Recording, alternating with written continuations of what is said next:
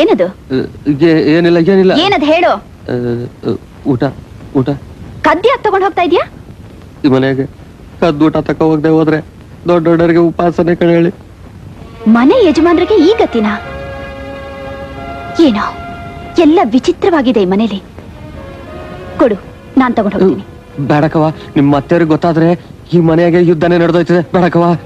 ಯುದ್ಧಕ್ಕೆ ಸಿದ್ಧವಾಗೇ ಬಂದಿದ್ದೀನಿ, ಕೊಡಿಲಿ.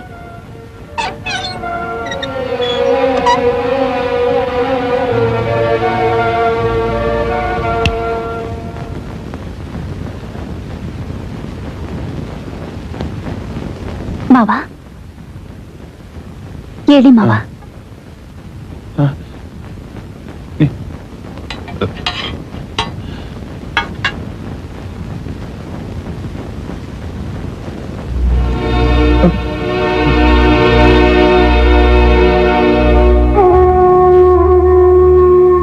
ಏನಾಯ್ತು ಮಾವ? ಯಾಕೆ ಅಳ್ತಾ ಇದ್ದೀರಾ? 20 ವರ್ಷದಿಂದ ಪ್ರೀತಿ ಮಮತೆಗೋಸ್ಕರ ಹಂಬಲಿಸ್ತಾ ಇದ್ದೆಮ್ಮ. ಇವತ್ತು ನೀನ್ ತೋರಿಸ್ತಾ ಇರೋ ಪ್ರೀತಿ ಮಮತೆನ ನನ್ ಯಾರು ತೋರಿಸ್ಲಿಲ್ಲಮ್ಮ. ಈ ಮನೇಲಿ ಇಷ್ಟೊಂದು ಅನ್ಯಾಯ ನಡೀತಾ ಇದ್ರು, ಯಾಕೆ ಮಾವ ಯಾರು ತಡಿತಾ ಇಲ್ಲ? ಈ ಅನ್ಯಾಯಗಳನ್ನ ತಡೆಯೋದಕ್ಕೆ ನಾ ತುಂಬಾ ತುಂಬಾ ಪ್ರಯತ್ನ ಪಟ್ಟೆಮ್ಮ. ಆದ್ರೆ ನನ್ನ ಹೆಂಡತಿ ಅವ್ರ ಅಣ್ಣನ ಜೊತೆ ಸೇರಿಕೊಂಡು ನನ್ನನ್ನ ಹುಚ್ಚ ಅಂತ ಎಲ್ರೂ ನಂಬೋ ಹಾಗೆ ಮಾಡಿ ಈ ರೂಮ್ ನಲ್ಲಿ ಕೂಡ ಹಾಕ್ಬಿಟ್ರು. ನಾನು ಅಣ್ಣಂಗೆ ತಾಯಿ ಬೇಕು ಅನ್ನೋದಕ್ಕೋಸ್ಕರ ನಾನು ಇವಳನ್ನ ಮದುವೆ ಮಾಡಿ ಕರ್ಕೊಂಡು ಬಂದೆ. ಆಮೇಲೆ ಗೊತ್ತಾಯ್ತು ಇವಳು ಹೆಣ್ಣಲ್ಲ, ಹಾವು ಅಂತ. ಈ ಆಸ್ತಿನೆಲ್ಲ ತಾನೇ ಅನುಭವಿಸ್ಬೇಕು ಅನ್ನೋದಕ್ಕೋಸ್ಕರ ಅಣ್ಣಯ್ಯನ್ನ ಓದಕ್ಕೂ ಬಿಡದೆ ವಿದ್ಯಾವಂತನಾಗ್ ಮಾಡಿದೆ, ಅವನ್ನ ಅವಿದ್ಯಾವಂತನಾಗ್ ಮಾಡಿದ್ಲು. ಆದ್ರೂ ಅಣ್ಣಯ್ಯ ಇವತ್ತಿಗೂ ಅವಳನ್ನ ದೇವ್ರು ಅಂತ ಪೂಜೆ ಮಾಡ್ತಾ ಇದ್ದಾನಮ್ಮ. ನೋಡಮ್ಮ, ಆ ಹಾವು ನಿನ್ ಗಂಡನ್ನ ಕಡಿಯೋದಕ್ ಮುಂಚೆ ಅವನ್ನ ಕಾಪಾಡಮ್ಮ. ನನ್ನ ಮಗನ್ನ ನನ್ಗೆ ಉಳಿಸ್ಕೊಡಮ್ಮ.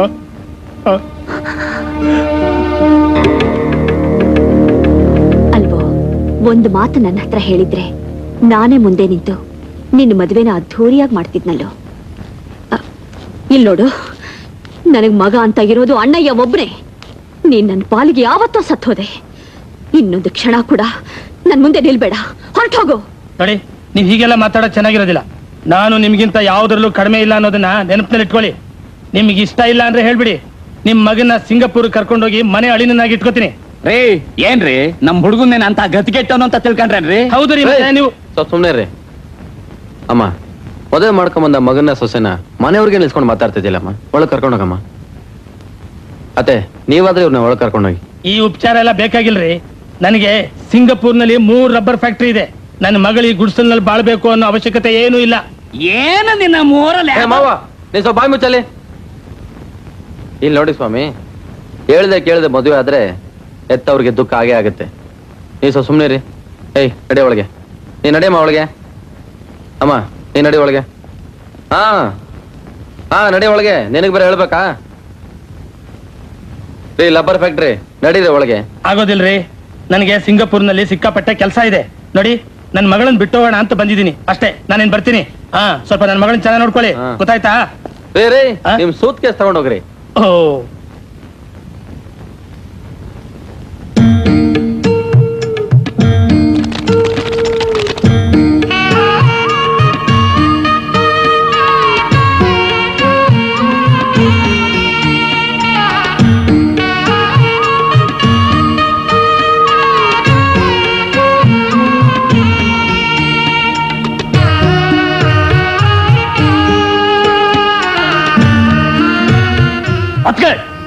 ನೀವೇನ್ ಮಾಡ್ತಿದ್ದೀರಿ ಅಂತ ಚೆನ್ನಾಗಿ ಗೊತ್ತು ತಾನೆ.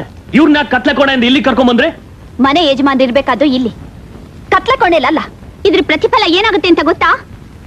ಏನ್ ಬೇಕಾದ್ರೂ ಆಗ್ಲಿ, ನೀವ್ ನಡೀರಿ ಮಾವ. ನಾನ್ ಹೋಗೋದಿಕ್ ಬಿಡಲ್ಲ.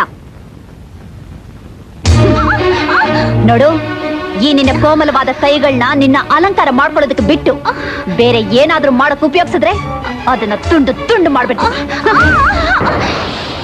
ಸರಸ್ವತಿ, ನೀನು ಸೊಸೆಯಾಗಿ ಎಲ್ಲಿರ್ಬೇಕೋ ಅಲ್ಲಿರ್ದೆ ಎಲ್ಲೇ ಮೀರ್ತಾ ಇದೀಯಾ. ಒಳ್ಳೇದಲ್ಲ. ನೀವು ಈ ಮನೆಗೆ ಸೊಸೆಯಾಗೆ ಬಂದಿದ್ದು. ನಿಮ್ಮ ಎಲ್ಲೆ ಮೀರಿ ಈ ಮನೆ ಯಜಮಾನನ್ಗೆ ಹುಚ್ಚಾನ ಪಟ್ಟ ಕಟ್ಟಿ ಕತ್ಲೆ ಕೋಣೆಲ್ ತಳ್ಳಿ ಈ ಮನೆ ಅಧಿಕಾರ ಚಲಾಯಿಸ್ತಿದ್ದೀರಾ. ಸಾಕಲ್ಲಿಗೆ ನಿಲ್ಸು. ನಿನ್ನ ನಾಲಿಗೆನ ಮುಂದುವರಿಸಬೇಡ. ಯಾಕೆ? ಸತ್ಯ ಕಹಿಯಾಗಿದ್ಯಾ? ಒಂದು ವಿಷಯ ನೀವು ಮರಿತಾ ಇದ್ದೀರಾ. ನಿಮ್ಮ ಹಣೆಯಲ್ಲಿರೋ ಈ ಕುಂಕುಮ, ನಿಮ್ಮ ಕೊರಳಲ್ಲಿರೋ ಈ ತಾಳಿ, ನಿಮ್ಮ ಸುಮಂಗಲಿ ತನಿಕೆ ಯಜಮಾನರು ಇವರು. ಅದನ್ನೇ ನೀವು ಮರೆತು ತುಂಬಾ ದೊಡ್ಡ ತಪ್ಪು ಮಾಡ್ತಾ ಇದ್ದೀರಾ. ನೀವು ಮಂಜುನಾಥನವರ ಹೆಂಡತಿ ನಾಗಮಣಿ ಅಂತಾನೆ ಈ ಮನೆಯಲ್ಲಿ, ಈ ಊರಲ್ಲೆಲ್ಲ ಗೌರವ ಇರೋದು. ಇವರೇ ಇಲ್ಲ ಅಂದ್ರೆ ನಿಮ್ಮ ಬಾಳು ನಾಯಿಗಿಂತ ಕೀಳು. ಏನಂದೆ ನಮ್ಮಮ್ಮನ ನೀನು? ನಿನ್ನ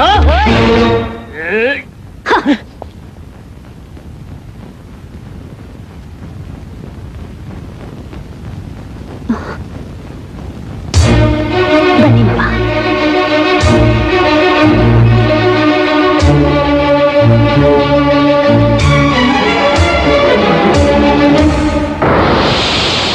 ನಾಗಮಣಿ, ಇಷ್ಟು ವರ್ಷ ನಾಗರಾವಿನ ತರ ಹೆಡೆ ಎತ್ಕೊಂಡಿನ ತಲೆನ ಮುದ್ರಕೊಳ ಹಾಗೆ ಮಾಡ್ಬಿಟ್ಲಲ್ಲಮ್ಮ. ನಿನ್ ತಲೆ ಮುದುರ್ಕಬಾರ್ದು ನಾಗಮಣಿ. ನಾಗರಾವಿನ ತರ ಬಸ್ ಅಂತ ಹೆಡೆ ಎತ್ತಬೇಕು. ಹಾ, ನೀನು ತಪ್ಪು ತಿಳ್ಕೊಂಡಿದೀಯ ಅಣ್ಣ. ಮಲಗಿದ್ದ ನಾಗರ ಹಾವನ್ನ ಬಡದಿ ಎಬ್ಬಿಸಿದಾಳೆ.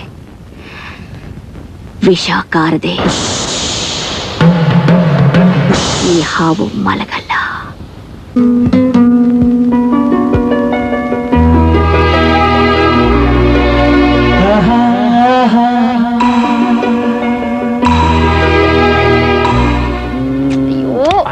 ಏನ್ರಿ ನೀವು? ಹಾಳಾಗಿರೋ ನಿಮ್ ಬಾಳನ್ ಬಗ್ಗೆ ಮಾತಾಡ್ಬೇಕು ಅಂತ ನಾನಿದ್ರೆ ಸುಮ್ನೆ ಲೈಟ್ ಆಡ್ಸಿದ್ರೆ ಹೇಗ್ರಿ? ಸರ್ಸು, ಕರೆಂಟ್ ಬಿಲ್ ಜಾಸ್ತಿ ಆಗ್ತಾ ಇದೆ ಕಣೆ. ಕತ್ಲೆಲಿ ಅಪ್ಪ ಮಾತಾಡ್ಕೊಂಡೇ ಮಾತಾಡೋಣ. ಬಾ ಬಾ ಬಾ ಬಾ ಬಾ ಬಾ. ಅಯ್ಯೋ, ನಮ್ ಸಂಸಾರದ ಒಂದು ಮುಖ್ಯವಾದ ವಿಷಯ ಮಾತಾಡ್ಬೇಕ್ರಿ. ಅದನ್ನು ಮಾತಾಡೋದಕ್ಕೆ ಕಣೆ ಲೈಟ್ ಆಫ್ ಮಾಡ್ತಿರೋದು. ಅಣ್ಣಯ್ಯ, ಅಮ್ಮ ಸ್ವಲ್ಪ ಬಾಪ ಇಲ್ಲಿ. ನಾವಿಬ್ರು ಮುಖ್ಯವಾದ ವಿಷಯ ಮಾತಾಡ್ತಾ ಇದ್ದೀವಿ, ಬರ್ಲೇಬೇಕಮ್ಮ? ಏನೋ ಇದು? ನಾನು ಕರೆದಾಗ್ಲೆಲ್ಲ ಏನು ಎತ್ತ ಅಂತ ಕೇಳ್ದೆ ಓಡ್ ಬರ್ತಾ ಇದ್ದೆ. ಹೆಂಡತಿ ಬಂದ ತಕ್ಷಣ ಏನೋ ಹೀಗ್ ಕೇಳ್ತಾ ಇದೀಯಾ? ಸರಿಮ್ಮ, ಬಂದ್ಬಿಟ್ಟೆ. ಏನ್ರಿ, ಯಾವ ಸಮಯದಲ್ಲಿ ಹೋಗ್ಬೇಕು ಹೋಗ್ಬಾರ್ದು ಅಂತ ಗೊತ್ತಾಗಲ್ವಾ? ಸುಮ್ನೆ ಮಾತಾಡದೆ ಮಲ್ಕೊಳ್ಳಿ. ಲೇ, ನನಗೆ ಗೊತ್ತು ಇದೇ ಮುಖ್ಯ ಅಂತ. ಆದ್ರೂ ಅಮ್ಮ ಕರೀತದಾಳಲ್ಲ, ನನ್ ಚಿನ್ನ ಅಲ್ಲ. ಒಂದ್ 5 ನಿಮಿಷ ಬಂದ್ಬಿಡ್ತೀನಿ. ಮಲಗ್ಬಿಡಬೇಡ. ಏನಮ್ಮ? ನೋಡು, ಆ ಮೂಲೆಯಲ್ಲಿ ಮಂಚದ ಮೇಲೆ ಮಲ್ಕೋಪ್ಪ. ಸರಸ್ವತಿ, ಅಮ್ಮ ನಮ್ಮ ರೂಮಲ್ಲಿ ಮಲಗ್ತಾಳಂತೆ. ನೀನು ನಾನು ಇಲ್ಲೇ ಮಲಗನ ಬಾ. ಬೇಡಪ್ಪ, ನೀನೊಬ್ನೇ ಮಲ್ಕೋ. ಮತ್ತೆ ನಾನು ನನ್ನ ಹೆಂಡತಿ?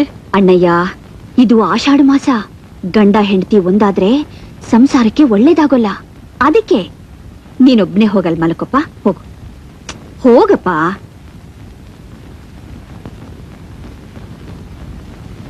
ಅಮ್ಮ, ಆ, ಇವತ್ತಿಂದ ಆಷಾಢನ ಅಂತ ಸರಿಗ್ ನೋಡ್ದೆ ಅಲ್ವೋ? ನಮ್ಮ ಮನೆ ಕ್ಯಾಲೆಂಡರ್ ಅಮ್ಮ, ಅದು ಸರಿ ಇಲ್ಲಮ್ಮ. ಸರಿಯಾಗೇ ಇದೆ, ನನಗ್ ಚೆನ್ನಾಗ್ ಗೊತ್ತು. ಒಂದ್ ದಿವಸ ಹೆಚ್ಚು ಕಡಿಮೆ ಆದ್ರೆ ಏನು ತೊಂದ್ರೆ ಇಲ್ಲ ತಾನೆ? ತುಂಬಾ ತೊಂದರೆ ಆಗುತ್ತೆ. ಹಾಗಾದ್ರೆ ಒಂದ್ ಕೆಲ್ಸ ಮಾಡ್ಲಾ? ನಾನ್ ರೂಮ್ಗೆ ಹೋಗ್ಬಿಟ್ಟು ಸರಸ್ವತಿ ಹತ್ರ ಮಾತಾಡ್ಕೊಂಡೇ ಮಲಗ್ತೀನಿ, ಬೇರೆ ಏನು ಮಾಡಲ್ಲಮ್ಮ. ಅಣ್ಣಯ್ಯ, ಇಲ್ಲೇ ಮಲ್ಕೋ. ಹೋಗೋ ಹೋಗೋ. ಹಾ, ಸರಿಮ್ಮ. ಯಾರಪ್ಪ ಅದು ಆಷಾಢ ಕಂಡಿಡ್ದಿದ್ದು? ಸರ್ಸು.